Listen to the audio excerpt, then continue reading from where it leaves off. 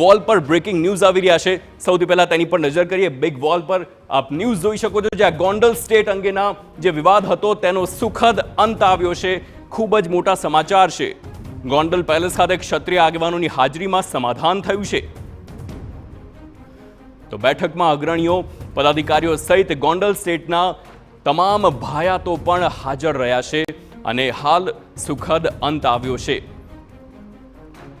તો યદુવેન્દ્રસિંહ અને ગોંડલના મહારાજા સાહેબ હિમાંશુસિંહજી પણ એક મંચ પર જોવા મળ્યા અને ગોંડલ પેલેસ ખાતે સમાધાન થતા વિવાદનો અંત આવ્યો છે।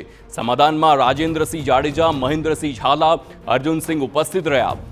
તો સમાજની એકતા જાળવી રાખવા સાથે મળીને કામ કરવાની પણ તેમણે વાત કરી છે। દાને ગોંડલ રાજપૂત સમાજ અને અમદાવાદ રાજપૂત સમાજથી લઈને ઘણા બધા રાજપૂત સમાજના આગેવાનોએ મહારાજા સાહેબનો સંપર્ક સાધ્યો હતો અને તેમને કીધું હતું કે ભાઈ જે કંઈ ભૂલ કે ક્ષતિ છે તે દૂર થઈ જાય ને આપણે સાથે બેસીને એક સમાધાનની સ્વરૂપમાં એક વાતચીત કરીએ તો એનો અંત આવે। તો એના અનુસંધાને આજે ગોંડલ પેલેસ, ઓર્ચિડ પેલેસ ખાતે આજે બેઠક યોજાઈ હતી। તેમાં જે યાદવેન્દ્રસિંહજી છે તેમની જે કોઈ શરત ચૂક હતી તેમની પણ એમને દિલગીરી ખાસ કરીને વ્યક્ત કરી છે।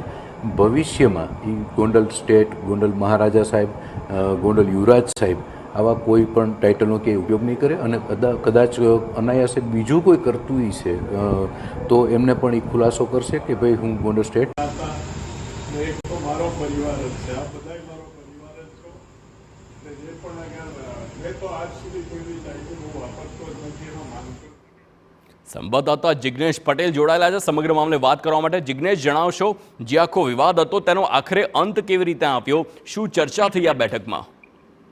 હાર્દિક, જે રીતે સમગ્ર વિવાદ હતો તે વિવાદ જણાવીશ કે 9મી પેઢીથી છૂટા પડેલા જે ભાયાત હતા, યદુવેન્દ્રસિંહ જે પોતાને યુવરાજ કે મહારાજ તરીકે પણ પ્રેઝન્ટ જે તે કાર્યક્રમોમાં કરતા હતા।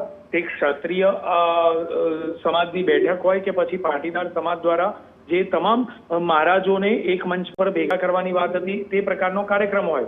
આવા અનેક કાર્યક્રમોમાં તેઓએ પોતાને, યદુવેન્દ્રસિંહે પોતાને મહારાજ કે યુવરાજ તરીકે દર્શાવ્યા હોય તેવી વાત જે હાલના જે મહારાજ છે તેમની પાસે પહોંચી હતી। એટલે કે જે હાલના ગોંડલના મહારાજ હિમાંશુસિંહજી એકમાત્ર જે હાલના મહારાજ છે તેમની પાસે આ પ્રકારની ફરિયાદો અને રજૂઆત પહોંચી હતી, જેના આધારે તેઓએ સ્ટેટમેન્ટ આપ્યું હતું। TV9 આ બાબતે પણ અસલી અને નકલી કોણ બાબતે અહેવાલ આપ્યો હતો। આ તમામ બાબતને ધ્યાન પર રાખી આજે સાંજના સમયથી 2.5 કલાક સુધી ચાલેલી ક્ષત્રિય સમાજના અગ્રણીઓ અને પદાધિકારીઓ સાથે ઉપસ્થિતિમાં મહત્વની સામાજિક આગેવાનો સહિતના લોકોની એક મહત્વની બેઠક મળી અને આ બેઠકમાં 2.5 કલાક બાદ સુખદ અંત આવ્યો છે।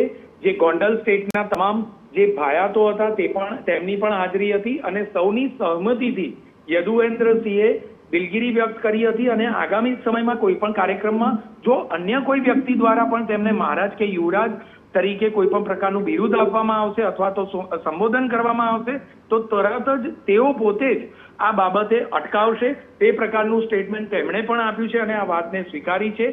ગોંડલ પેલેસ ખાતે સાંજે શરૂ થયેલી આ બેઠક ખૂબ જ મહત્વની હતી। 2.5 કલાક બાદ તેનો સુખદ અંત આવ્યો છે અને તમામ જે સમાજના અગ્રણી અને પદાધિકારીઓ હતા ક્ષત્રિય સમાજના, તેઓ આ બાબતે હાજર રહ્યા હતા અને ગોંડલ સ્ટેટના મહારાજ હિમાંશુસિંહજી સાથે યદુવેન્દ્રસિંહ બેસી અને એક મંચ પર જ આ જે તમામ વિવાદ હતો તે વિવાદનો અંત લાવવામાં આવ્યો છે।